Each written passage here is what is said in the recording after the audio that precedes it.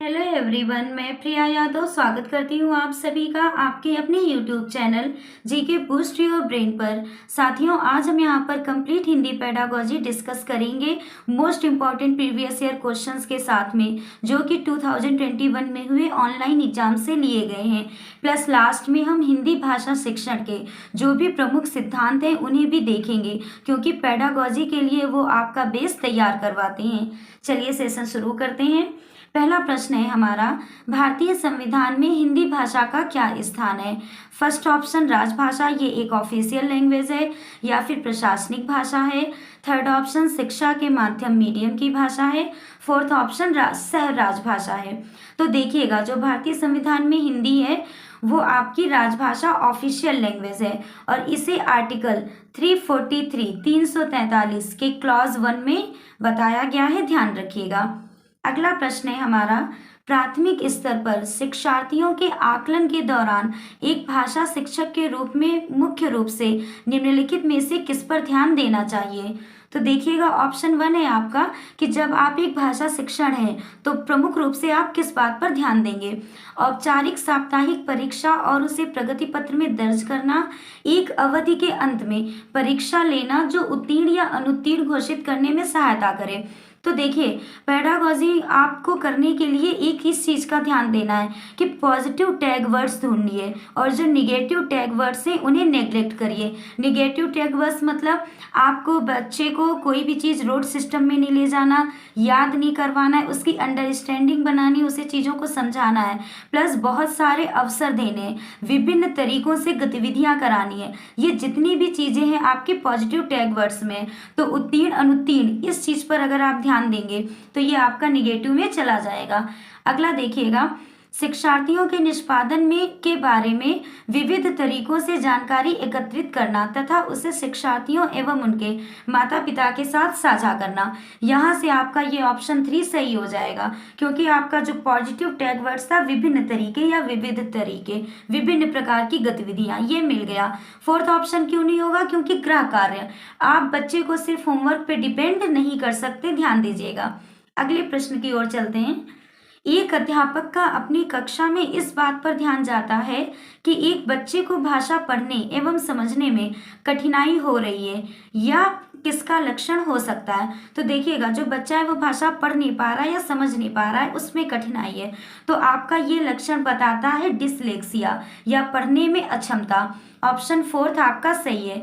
देखिएगा, जो भी आपकी अधिगम अक्षमताएं हैं जरूर पढ़िए कर जाइएगा। 1 से 2 क्वेश्चन आते हैं, CDP marathon, EVS marathon, mathematics marathon, English marathon, SST level 2 के लिए, साइंस के लिए, ये सारे आपके क्लासेस हो चुके हैं। डिस्क्रिप्शन बॉक्स में लिंक है, जाकर देख लीजिएगा। जब भी आपके लिखने में अक्षमता होती है बालक के लिए तो उसे बोलते हैं डिस्ग्राफिया। यदि किसी बच्चे में मैथ को लेकर कोई भी अक्षमता होती है तो उसे बोलते हैं डिस्कैल्कुलिया, याद रखिएगा। चलते हैं अगले प्रश्न की ओर। भाषा अर्जन क्षमता किससे संबंधित है? तो देखिएगा कि बच्चे में जो भाषा अर्जन है वो जन्मजात है। तो ये बात किसने बताई थी? चॉम्स्की ने, नाम चॉम्स्की ने, याद रखिएगा। लैंग्वेज को लेके चॉम्स्की मोस्ट इंपॉर्टेंट है, हमेशा पूछे ही जाते हैं।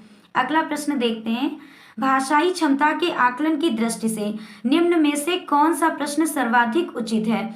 अब देखिएगा, जब आप बालक में या बालिका में, बच्चे में भाषाई क्षमता का आकलन करेंगे तो इन 4 ऑप्शन में से, देखिए पेडागोजी का खेल ही यही है कि आपको सब सही लगता है, तो चारों में से सबसे सही कौन सा ऑप्शन है आपको उसकी ओर जाना है। पहला ऑप्शन है, तुम बजाज होते तो चूहे को कपड़ा देते या नहीं, क्यों? सेकेंड है, दर्जी चूहे की किस बात से डर गया? थर्ड, चूहा टोपी क्यों पहनना चाहता है? फोर्थ, चूहा टोपी पर सितारे क्यों लगवाना चाहता है? तो यहाँ से आपका ऑप्शन नंबर 1 सही होगा। क्यों? क्योंकि देखिएगा, तुम बजाज होते तो चूहे को कपड़ा देते या नहीं, और बताओ कि क्यों। तो यहाँ पर बहुत सारे वर्ड इंक्लूड हो रहे हैं, प्लस ऐसा बताओ कि ऐसा हुआ क्यों। तो बच्चे का थोड़ा सा जो दिमाग है वो क्रिएटिव हो रहा है, वो कुछ सोचेगा, तो ये भाषाई क्षमता के आकलन के लिए सही ऑप्शन है यहाँ से। यदि आप सीटेट का पेपर फर्स्ट टाइम दे रहे हैं तो आपको स्ट्रेटजी नहीं पता कैसे एक बार में क्वालिफाई करें, वो भी वीडियो है, आप वहां से जाकर देखिएगा, मेरा पर्सनल एक्सपीरियंस है, उस वीडियो पे आप ध्यान दीजिएगा। अगला प्रश्न है, भाषा के दो पक्ष होते हैं, एक संरचनात्मक पक्ष और दूसरा। यहाँ से आपका ऑप्शन 2 सही होगा, इसको याद रखिएगा, इंपॉर्टेंट क्वेश्चन है कि भाषा के दो पक्ष होते हैं, पहला संरचनात्मक और दूसरा प्रकार्यात्मक। अगला प्रश्न देखते हैं, कक्षा 4 की अध्यापिका को में के अंदर, ये वर्ड्स हैं आपके, को में के अंदर साथ के लिए जैसे शब्दों वाले बहुत सारे वाक्य देती है, उसके बाद शिक्षार्थी इन शब्दों पर ध्यान देते हैं जिन्हें अध्यापक ने स्थानवाचक शब्दों का नाम दिया, बाद में वह उन्हें कुछ और वाक्य देती है और शिक्षार्थियों को उन वाक्यों में इन स्थानवाचक शब्दों को लिखने के लिए कहती है।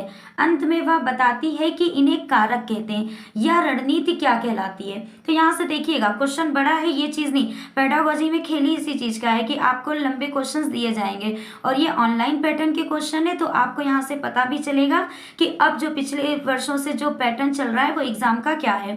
तो देखिएगा कि पहले वो कुछ वर्ड बताती है, बाद में उन वर्ड से उनको वाक्य बनाना बताती है। तो ये जो होता है आपका, ये आपका जाएगा ऑप्शन नंबर 3, सचेतनता बढ़ाना। इसका मतलब ये सचेतनता बढ़ाना, या यहाँ पे कर लीजिएगा पढ़ाना, इसका मतलब यहाँ पर ये अर्थ जाता है कि जैसे जिज्ञासा बढ़ाना। सचेतनता से आप जिज्ञासा समझिए कि पहले उसने कुछ वर्ड दिए, फिर उसने थोड़े और वर्ड दिए, फिर बोला इससे वाक्य बनाइए। मतलब बच्चे को बिल्कुल शुरू में ही नहीं बता दिया कि आपको क्या करना है, थोड़ा थोड़ा करके उससे उसके मन में चेतनता लाई, उससे थोड़ा थोड़ा करके उसके मन में जिज्ञासा लाई। तो यहाँ से ये ऑप्शन आपका सही होगा। अगला प्रश्न देखते हैं, भारतीय संविधान में अंग्रेजी भाषा का क्या स्थान है? तो देखिएगा, हिंदी भाषा तो हमारी ऑफिशियल लैंग्वेज थी, तो अंग्रेजी भाषा भारतीय संविधान में सहराज भाषा है, ध्यान दीजिएगा। और ये आर्टिकल आपके 343 में ही है, बस क्लॉज इसका 2 लगता है। अगला प्रश्न देखिएगा, उपागम पद्धतियां हमें क्या बताती हैं? तो जो हमारे उपागम होते हैं वो हमें क्या बताते हैं कि हम क्या पढ़ाएं, कैसे पढ़ाएं, किसे पढ़ाएं, कहाँ पढ़ाएं। तो इसमें आपका ऑप्शन नंबर 2 सही होगा, क्योंकि मेन हम यही देखते हैं ना, मोस्ट इंपॉर्टेंट हमारे लिए यही है। हमें ये तो पता होता है क्या पढ़ाएं, किसे पढ़ाना है, बच्चों को पढ़ाना है, कहाँ पढ़ाएं, स्कूल में शिक्षा देनी, लेकिन कैसे पढ़ाएं और कैसे में आपको प्रत्येक बच्चे के लिए उसके विभिन्न जो गतिविधि हैं उसे देखते हुए अपना एज ए टीचर समावेश करना है कि हाँ, हम बच्चे को ये टेक्निक अपनाएं या ये टेक्निक अपनाएं तो कैसे पढ़ाएं। इस चीज की हमें जो पद्धतियां हैं बताती हैं। अगला प्रश्न है, निम्नलिखित में से कौन सा पद वाइगोत्स्की के सामाजिक सांस्कृतिक सिद्धांत से संबंधित है? तो यहाँ से देखिएगा, जो आत्मसातीकरण और समायोजन है, ध्यान रखिएगा, ये आपका पियाजे ने बताया है। तो वाइगोत्स्की ने आपका बताया ऑप्शन नंबर 3, निकटस्थ विकास का क्षेत्र मीन्स ZPD, इसके बारे में हम लोग पढ़ चुके हैं, ये आपके वाइगोत्स्की ने बताया है।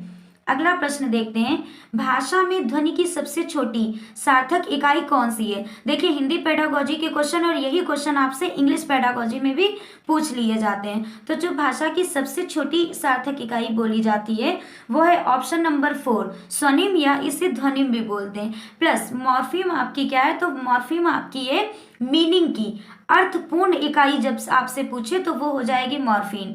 और ध्वनि की सबसे छोटी इकाई आपसे जो पूछे कि भाषा में ध्वनि की सबसे छोटी इकाई, तो वो होगा स्वनिम। अगला प्रश्न देखते हैं, स्किनर की यह राय है कि बच्चे अक्सर भाषा अर्जन प्रक्रिया में वयस्कों की अनदेखी करते हैं, बुरा व्यवहार करते हैं, वयस्कों की नकल करते हैं या बुरी तरह असफल हो जाते हैं। तो यहाँ से आपका ऑप्शन नंबर 3 सही होगा। वाइगोत्स्की ने बताया कि भाषा अर्जन बच्चे वयस्कों की नकल करके सीखते हैं। कैसे? कि जैसे वो जब बच्चा छोटा होता है, घर में होता है, तो उसका प्रथम समाज क्या है? परिवार ही बोला गया है बच्चे का। तो जो बड़े जैसी लैंग्वेज बोल रहे होते हैं, बच्चा भी क्या करता है? उसे ही अडॉप्ट करता है, वही अर्जित करता है। तो बच्चा वयस्कों की नकल करता है भाषा अर्जन में। फिर देखिएगा, अगला प्रश्न है, पियाजे द्वारा यह सुझाव दिया गया है कि बच्चे किस माध्यम से भाषा सीखते हैं? तो देखिएगा, पियाजे ने बताया है, तो वहां से आपका ऑप्शन नंबर 2 सही हो जाएगा कि आत्मसातीकरण तथा समायोजन से। और प्रयास एवं त्रुटि के बारे में बात थार्नोडाइक ने की थी, याद रखिएगा। अगला प्रश्न है, भाषा अधिगम में बोधगम्य निवेश का क्या अर्थ है? बच्चों को ऐसे भाषाई अवसर उपलब्ध कराना जो उनकी भाषा से एक स्तर ऊपर हैं, या बच्चों को लक्ष्य भाषा देना, कहानी सुनना दीवारों पर। तो देखिएगा आपको टैग वर्ड मिल गया ना कि जहाँ पे भी अवसर की बात की जाए कि बच्चों को अवसर उपलब्ध कराना है, वहां पे आपका वो ऑप्शन सही हो जाएगा। अगले प्रश्न की ओर चलते हैं। क्वेश्चन नंबर 15 है हमारा, भाषा अधिगम के आधारभूत कौशलों पर अधिकार प्राप्त करने के लिए बच्चों को वाक्यों के जिस तरह के नमूने सीखने चाहिए वे क्या कहलाते हैं।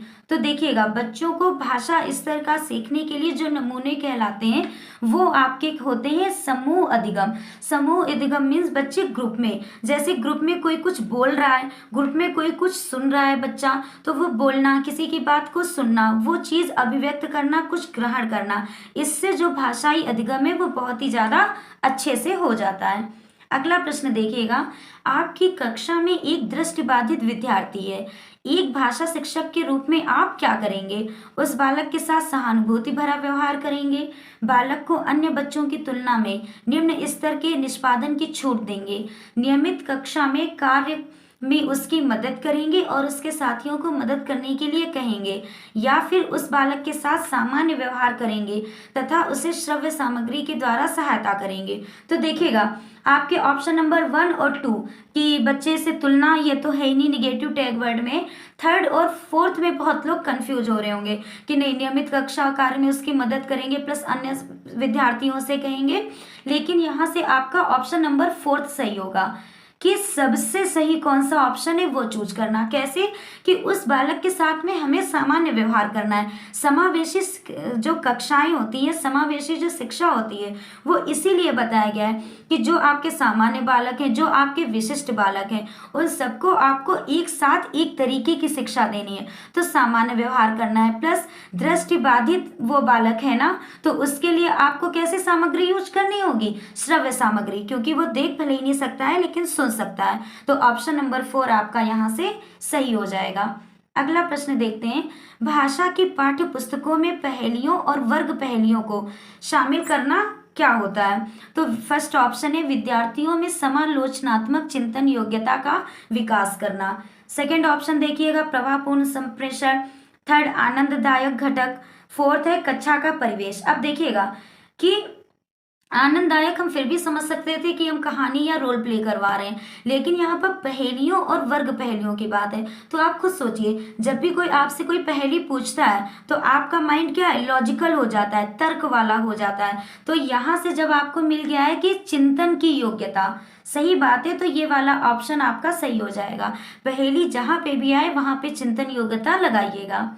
अगला प्रश्न है हमारा, निम्नलिखित में से आप किसे भाषा की कक्षा हेतु प्रामाणिक सामग्री के रूप में स्वीकार करेंगे?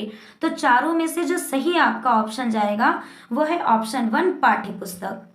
अगले प्रश्न की ओर चलते हैं, किसी पाठ या अवधारणा विशेष के अंत में आयोजित की जाने वाली परीक्षा या टेस्ट कहलाती है?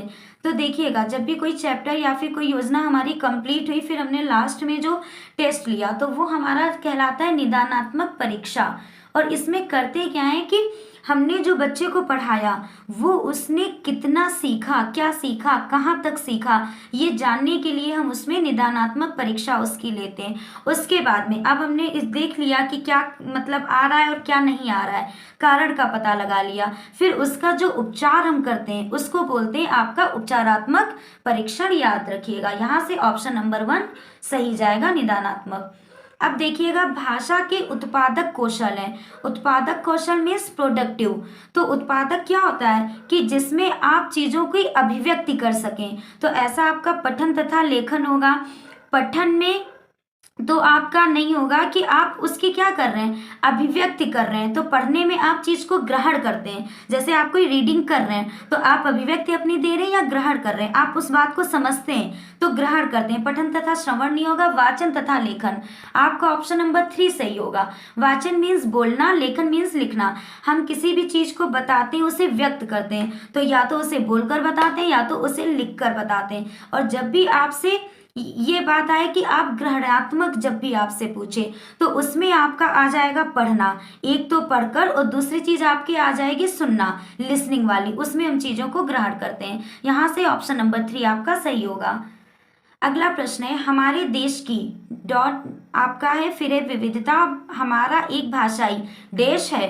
तो यहाँ से आपका ऑप्शन नंबर 2 सटीक बैठेगा। अब क्या है कि भाषिक, तो देखिएगा हमारे देश की भाषिक विविधता हमारी एक भाषाई संबल है। संबल का मतलब होता है एकता है, ध्यान दीजिएगा। अगला प्रश्न है, प्राथमिक स्तर के बच्चों में डैश के माध्यम में से लेखन कौशल का विकास किया जा सकता है। आपका कोई प्राथमिक स्तर पर बच्चा है तो लेखन कौशल का विकास प्राइमरी स्टेज पे शुरुआती दौर में आप कैसे करेंगे, तो लिपि ज्ञान ये थोड़ा सा तो आगे चलकर बताएंगे। तो यहाँ से आपका ऑप्शन नंबर जो 3 है वो सही जाएगा।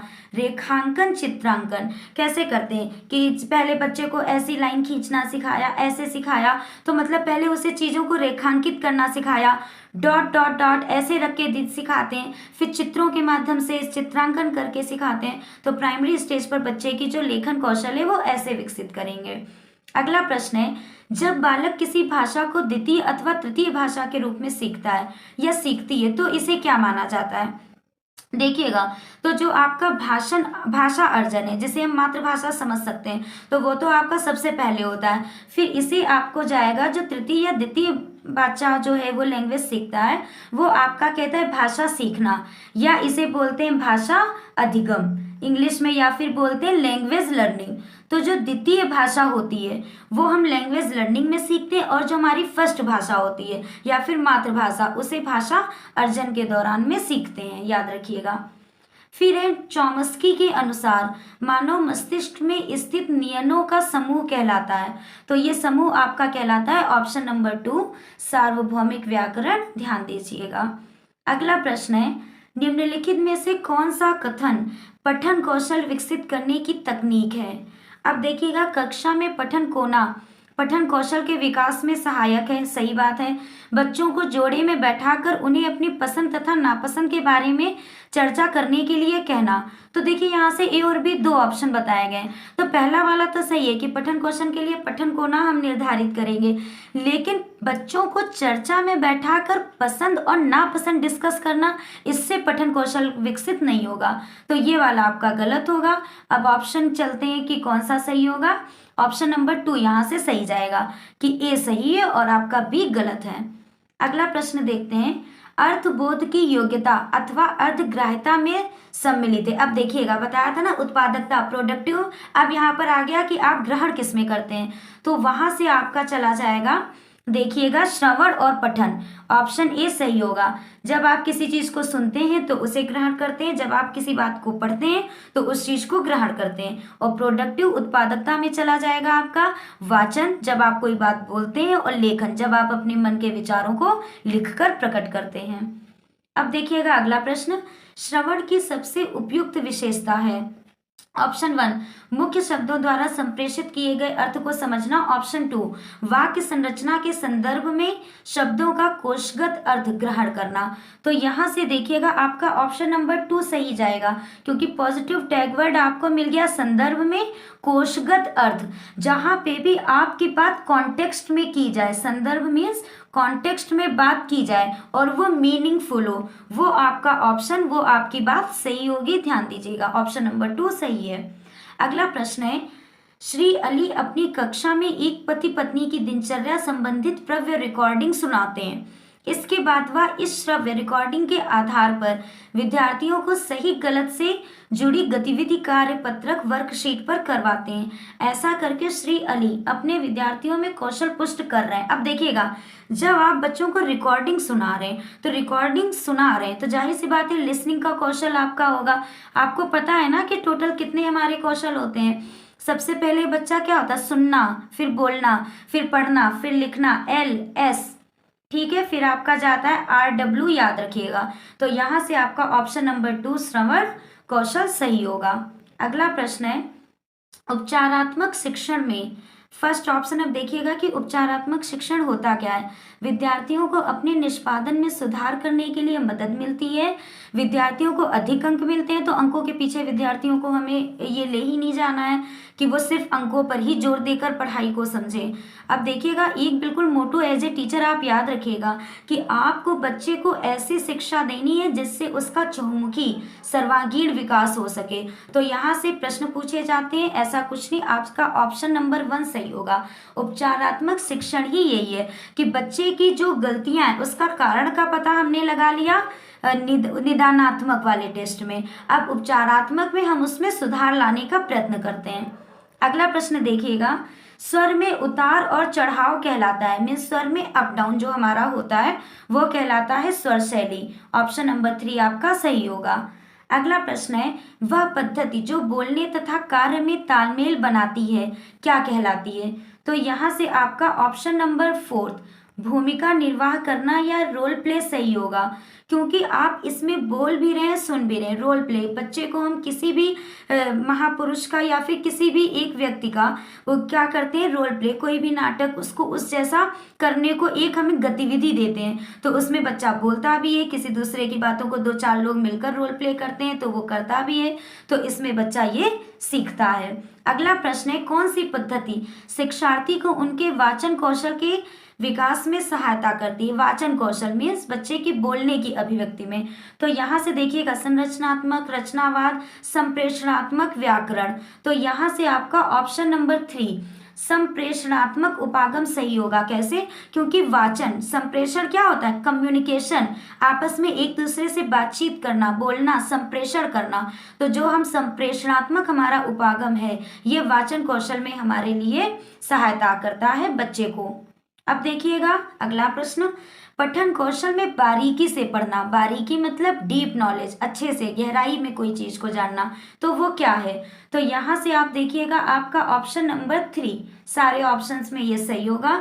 आप पॉज करके, क्योंकि एक साथ में स्क्रीन पे क्वेश्चन और सारे ऑप्शन बड़े हैं तो नहीं आते, पॉज करके आप देख लीजिएगा।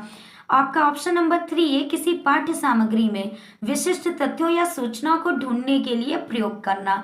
तो ये वाला आपका ऑप्शन सही होगा कि कोई भी चीज आप बारीकी से जो पढ़ना है तो वो क्या है, विशिष्ट जो तथ्य हैं, जो सूचना है, उन्हें क्या है, ढूंढने के लिए हम प्रयोग करते हैं। अगला देखिएगा प्रश्न, रोहित 7 माह का शिशु है, उसने ऐसी ध्वनियां बोलना शुरू कर दिया है जिसमें व्यंजन व स्वर दोनों हैं, वह निम्नलिखित में से किसमें संप्रेषण कर रहा है? एक तो बच्चा 7 महीने का है, आपको पता होना चाहिए कि 6 महीने के बाद में बबलाना होने लगता है, तो यहाँ से सही आंसर होगा आपका ऑप्शन नंबर 4 बबलाना। अब यहाँ से स्वर और व्यंजन की क्या बात है? बबलाना मीन्स जैसे बच्चा पापा को बुला रहा है तो पा पा पा माँ ऐसे, तो अगर वो पा या माँ कह रहा है तो वो क्या हो जाएंगे, व्यंजन। अगर वो आ का उच्चारण कर रहा है तो आपका क्या हो जाएगा, स्वर। तो ये वाला ऑप्शन यहाँ से आपका सही होगा। यदि वीडियो पसंद आ रहा हो तो इसे लाइक करें, इस चैनल को सब्सक्राइब करें और अपने अन्य साथियों के साथ में शेयर करें। अगला प्रश्न है हमारा, निम्नलिखित में से कौन सा कक्षा में मुद्रित या लिखित समृद्ध परिवेश के निर्माण में सहायता नहीं करता है? ध्यान दीजिएगा कब आपसे सही आंसर पूछ रहा है, कब आपसे गलत ऑप्शन पूछ रहा है, इसको भी आप ध्यान नहीं देते हैं तो 1 से 2 नंबर आपके ऐसे ही चले जाते हैं।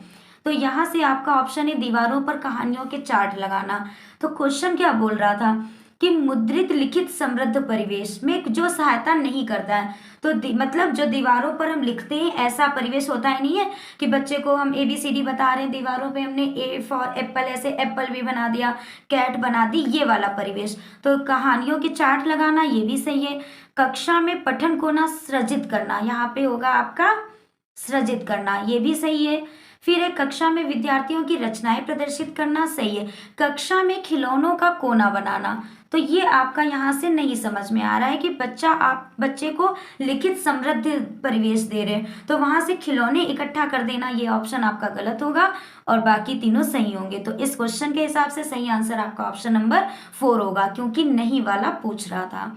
अगला प्रश्न है, इनमें से कौन से बहुभाषावाद के लाभ हो सकते हैं? बहुभाषावाद मीन्स बच्चे को क्लास में एक के साथ में और भी कई लैंग्वेज सिखाना, बताना, वो कहलाता है बहुभाषावाद।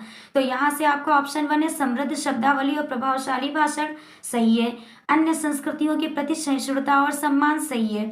सीमित रोजगार के अवसर, ये नहीं है कि बहुभाषावाद का जो उद्देश्य है वो सीमित रोजगार के अवसर प्रोवाइड करवाना नहीं है। और वैसे भी जब भी आपकी बात आए केवल, सीमित, मात्र, ये आपके वैसे भी निगेटिव टैग वर्ड्स होते हैं। तो थर्ड ऑप्शन छोड़ के आपके बाकी तीनों सही है कि परिभाषिक जागरूकता ये भी सही है। तो ऑप्शन नंबर 4 फर्स्ट, सेकेंड और फोर्थ आपका सही हो जाएगा।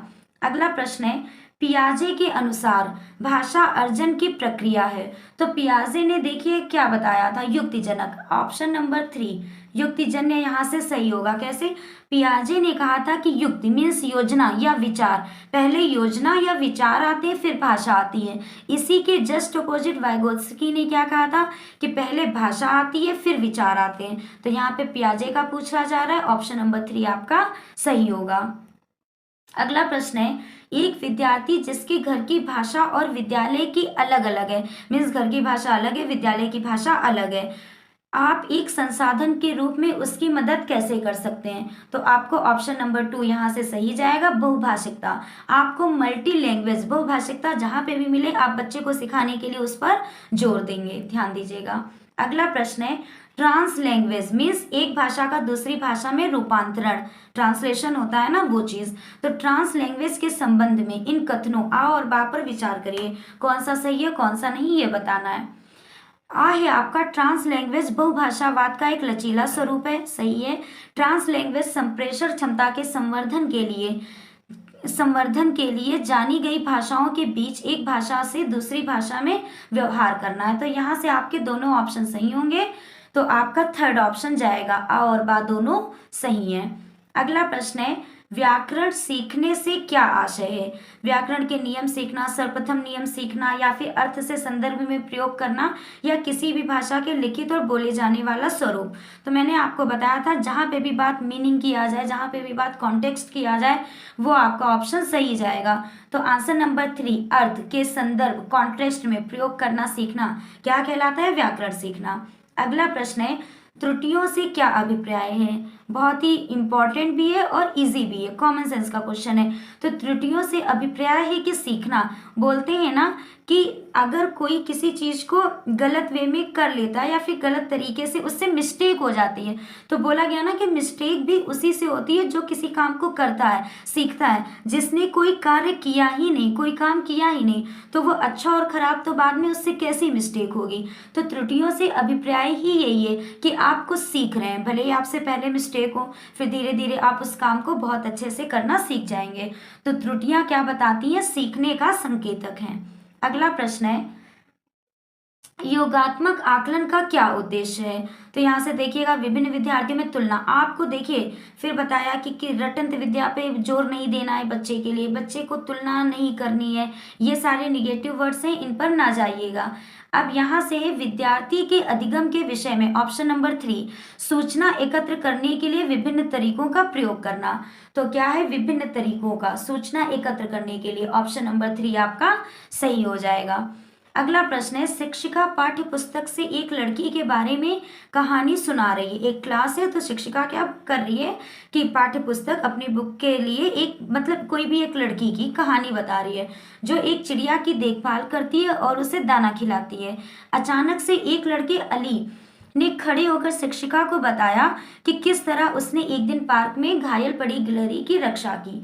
तो यहाँ से कहानी के प्रति अली की प्रक्रिया को किस रूप में आप वर्णित करेंगे? उसने अपना व्यक्तिगत अनुभव से जोड़ा, या शिक्षिका को बीच में रोका, या बोलने का अवसर मिला, या ध्यान खींचा? तो देखिएगा कि जैसे टीचर बता रही थी कि हाँ ये लड़की है, ये पक्षी को ऐसे दाना खिला रही है, तो वहां से अली वो चीज देख चुका था, कर चुका था, तो उसने तुरंत बताया। तो यहाँ से उसने क्या साझा किया? अपना व्यक्तिगत अनुभव साझा किया, व्यक्तिगत अनुभव से शिक्षिका की बात को जोड़ा। ऑप्शन नंबर 1 आपका सही होगा। अगला प्रश्न है, भारत में सभी बच्चे आदर्श स्थिति में अपनी विद्यालयी शिक्षा मातृभाषा घर की भाषा में शुरू करते हैं और माध्यमिक स्तर पर दो या दो से अधिक भाषाएं जोड़ते हैं।